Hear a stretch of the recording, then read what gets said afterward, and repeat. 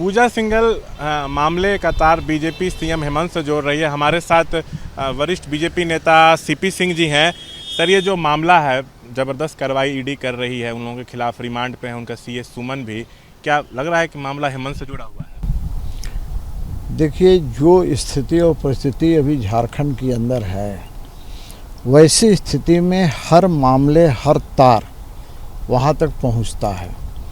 चूँकि पूजा सिंघल जी गिरफ्तार हुई हैं, उनके सीए के यहाँ से भारी रकम बरामद हुई है और सीए ने स्वीकार किया है कि उसमें से 3 करोड़ रुपया उन्होंने पल्स की ज़मीन खरीदने के लिए दिया था। बाद बाकी पैसे जो है निश्चित रूप से एक सीए जिसको कोई जानता नहीं है, रांची में मैं इतने दिनों से रहता हूँ, सीए में उसका नाम नहीं जानता हूँ, और उसके यहाँ इतने पैसे निकलते, इतनी संपत्ति के कागजात मिलते हैं, तो स्वाभाविक रूप से पैसे कहीं ना कहीं के हैं या कहीं देने के लिए हैं।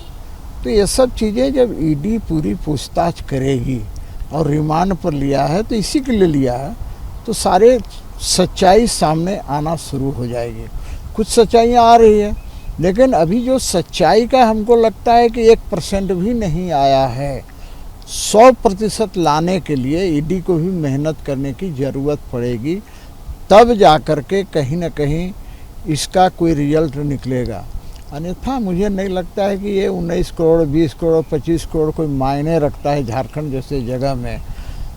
खेल बड़ा है, तो ईडी को भी इसको सीरियसली लेना होगा, क्योंकि सिर्फ एक ही ऐसे नहीं है। मुझे लगता है कि जिस प्रकार से लूट का बाज़ार गर्म है, तो ऐसी स्थिति में कई लोग सामने आएंगे। तो मुझे लगता है कि आगे आगे देखिए होता है क्या। सर एक बात सामने आ रही है कि सुमन ने स्वीकार किया है कि इसमें से जो 19 करोड़ में से अधिकांश कैश जो है पूजा सिंघल का है, इसने स्वीकार किया है। और ये भी बात सामने आ रही है कि ये जो पैसे हैं अलग अलग जो माइनिंग ऑफिसर से उसने भेजे थे पूजा सिंघल को देने के लिए सीए सुमन को। तो क्या, और ये भी बात सामने आ रही है कि पूजा सिंघल के जरिए ये पैसे बड़े लोगों तक जाने थे। तो क्या लग रहा है कि कहीं ना कहीं तार जुड़ रहे हैं सीएम तक? क्या लग रहा है? तो भी माइनिंग मंत्री हैं। देखिए, एक बात मैं पहले बता दूं कि अभी पुलिस कस्टडी या ईडी की कस्टडी में जो भी दोषी होता है, वो कुछ ना कुछ डर से, कई बार दिखेगा पिटाई के डर से, तरह तरह के डर से बहुत सी बातें बोल देता है। बाद में कोर्ट में वो जाकर मुकर जाता है। ईडी को यह ध्यान रखना चाहिए कि जो भी चीज़ें हैं उसके तह तक जाने की ज़रूरत है। जब तह तक नहीं जाएंगे तो कहीं ना कहीं केस कमज़ोर होगा।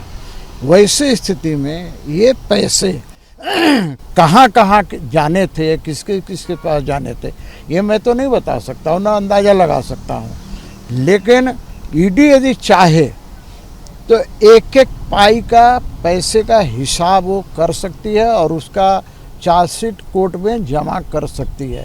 लेकिन मेहनत करना होगा, मैं बार बार कह रहा हूँ, मेहनत करना होगा, और जब मेहनत करेगा तो रंग भी लाएगा, ये मुझे पूर्ण विश्वास है। एक आखिरी सवाल सर, जैसे पूजा सिंघल जो हैं खनन सचिव हैं, उद्योग सचिव थी, जैसे डीसी की डायरेक्टर थी, तो कई पद थे उनके पास। तो लगता है कि हेमंत सरकार उन पर मेहरबान थी और डायरेक्ट सीएम हेमंत को रिपोर्ट करती थी?